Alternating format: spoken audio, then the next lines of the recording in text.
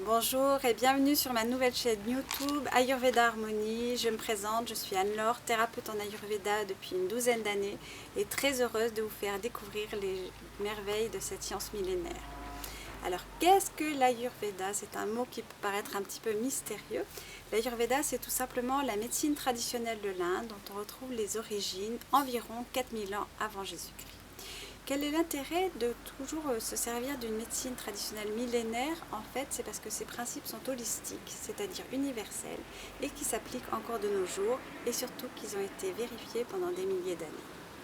L'Ayurveda vient du sanskrit, Ayus c'est la vie et Veda ce sont les sciences. Alors donc l'Ayurveda c'est la connaissance de la vie. Et ce que nous enseigne l'Ayurveda, c'est que nous avons tous une constitution différente et que bien nous connaître nous permet de mieux vivre. C'est ça donc le but de l'Ayurveda, c'est de trouver l'équilibre en nous, l'harmonie en nous, d'où le titre de ma chaîne YouTube, Ayurveda Harmonie. Et quand on a trouvé effectivement la connaissance de soi, le chemin vers soi, l'harmonie pour soi et vers les autres vient plus naturellement. Alors quels sont les principes de l'Ayurveda? L'Ayurveda dit que tout dans l'univers est fait de 5 éléments, nous-mêmes, et effectivement tout est également dans l'univers, et ces 5 éléments sont l'air, l'éther qui est un élément encore plus léger que l'air, l'eau, le feu et la terre. Alors nous sommes un microcosme du macrocosme, tout dans l'univers est fait de ces 5 éléments. Là où ça se complique un tout petit peu, c'est que ces 5 éléments s'associent deux par deux dans le corps pour former ce qu'on appelle les doshas, trois forces en fait, qui agissent et interagissent pour expliquer effectivement tout le fonctionnement à la fois de notre corps, mais ce qu'on peut appeler l'esprit aussi, voire l'âme si on y croit. Alors ces trois forces sont Vata, Vata qui est fait d'air et d'éther, Pitta qui est fait de feu et d'eau, et Kapha qui est fait de terre et d'eau. Nous sommes faits tous de ces trois éléments, mais en des proportions différentes, et je vais vous expliquer un petit peu la fonction déjà de ces trois doshas, et ensuite les constitutions qui en découlent. Alors Vata, qui est fait d'air et d'éther, est un dosha très léger, c'est le dosha le plus important en fait. L'air et l'éther c'est très léger, Vata c'est la force qui dirige notre axe sensoriel et nerveux, c'est un peu en quelque sorte la force qui dirige le cerveau. Et l'Ayurveda dit que chaque dosha a son siège dans un organe digestif, Vata a son siège dans le gros intestin, le côlon. Ce qui est très intéressant, c'est que les neurosciences actuellement prouvent qu'effectivement les intestins sont très liés au cerveau et que les bactéries qui sont dans l'un sont les mêmes dans l'autre, enfin bref, que les deux interagissent. Et ça, l'Ayurveda le montre depuis bien longtemps. On a ensuite Pitta qui est fait de feu et d'eau. Et Pitta, c'est la force qui régit notre métabolisme. Je montre notre ventre parce que c'est un peu en quelque sorte notre chaudière interne. Pitta, c'est la force qui va gérer la faim, la soif, l'éclat du teint. Pitta est fait de feu et d'eau. Et en Ayurveda, on y reviendra un peu. Pitta gère le feu digestif, c'est notre force digestive.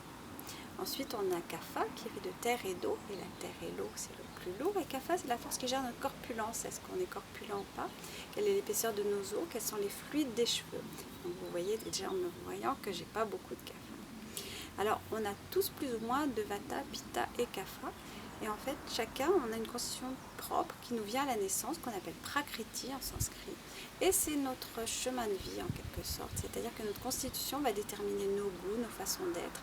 Et que plus on s'y conforme, mieux on est. Alors les gens qui ont beaucoup de Vata, donc Vata qui est fait d'air et d'éther, les gens qui ont beaucoup de Vata, comme l'air et l'éther c'est très léger, sont des gens minces. Donc vous voyez là déjà que j'en ai beaucoup de Vata, qui ont une corpulence fine, des os fins, souvent la peau sèche, parce que l'air et l'éther c'est sec. En termes physiologiques, ce sont des gens qui ont un appétit irrégulier, c'est-à-dire qu'une fois ça va bien passer, une autre fois ça passera moins bien. Et le tout c'est de réguler tout ça. Et les Vatas sont des gens qui sont très enthousiastes, qui sont très dynamiques, très joyeux. Par contre, en termes négatifs, en quelque sorte, quand on parle de déséquilibre en Ayurveda, quand il y a trop de Vata, ça va donner des gens qui souffriront d'aérophagie, de ballonnement, parce que trop d'air effectivement, voire de constipation. Et puis quand il y a trop d'air dans notre axe sensoriel et nerveux, ça donne des gens qui sont épuisés moralement, qui sont stressés, qui sont surtout très angoissés.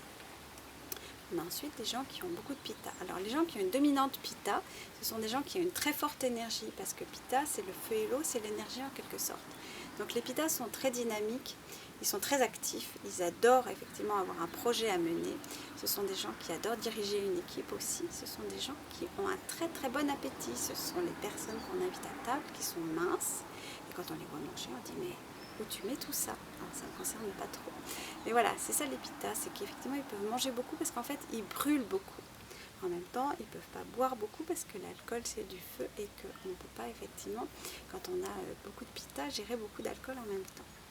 Alors en termes positifs, les Pitta, je vous l'ai dit, ont une énergie très forte. En termes négatifs, quand il y a trop de feu, ça donne toutes les maladies inflammatoires dans le corps, parce qu'il y a trop de feu effectivement dans le corps, et ça donne des gens qui sont jaloux, qui peuvent être colériques, et surtout qui font porter leur colère sur les autres quand ils sont stressés. Le troisième dosha, c'est Kapha. Alors Kapha, je vous ai dit, c'est la corpulence, donc les personnes Kapha ont une corpulence plus forte que les autres. Ce sont des personnes qui peuvent être minces, mais qui ont des os plus épais, qui ont la peau plus épaisse aussi, et c'est très intéressant de voir à quel point nous pouvons tous être différents. En termes physiologiques, les Kapha, effectivement, ont un métabolisme plus lent que celui des Pitta. Ils ont un bon métabolisme, mais il est plus lent, donc ils peuvent manger moins, sinon ils grossissent rapidement. En termes de déséquilibre, quand il y a trop de Kapha dans le corps, comme le dosha Kapha est fait de terre et d'eau, ça donne de la stagnation, parce qu'en fait la terre c'est lourd, et donc ça donne toutes les maladies de stagnation, voire de paresse au préalable. Dans le moral, quand effectivement il y a trop de Kapha, ce sont des gens qui deviennent paresseux, voire lents. J'ai oublié de dire qu'effectivement, donc Pitta a son siège, lui, dans l'intestin grêle, et Kapha, lui, a son siège dans l'estomac. On a donc 3 doshas, vous pouvez déjà déterminer en quelque sorte quel est le dosha dominant chez vous, rien qu'à savoir quel est l'organe digestif qui vous pose le plus de problèmes. Pour les Vata, ce sera le côlon, le gros intestin, pour les Pitta, l'intestin grêle, et pour les Kapha, l'estomac. Je reviendrai dans d'autres vidéos plus en profondeur sur chaque dosha, en termes physiques et puis moraux, en termes d'équilibre et de déséquilibre, pour que vous puissiez mieux vous situer. J'essaierai d'aborder également plein de sujets tels que la perte de poids, le stress, le sommeil et bien d'autres encore à venir. Si vous avez aimé cette vidéo, je vous invite à vous abonner à ma chaîne vidéo, à mettre un pouce pour dire j'aime et surtout à me laisser en commentaire vos avis et des propositions pour des prochains sujets. Je vous dis à très bientôt, chaleureusement. Namasté, bien à vous, au revoir.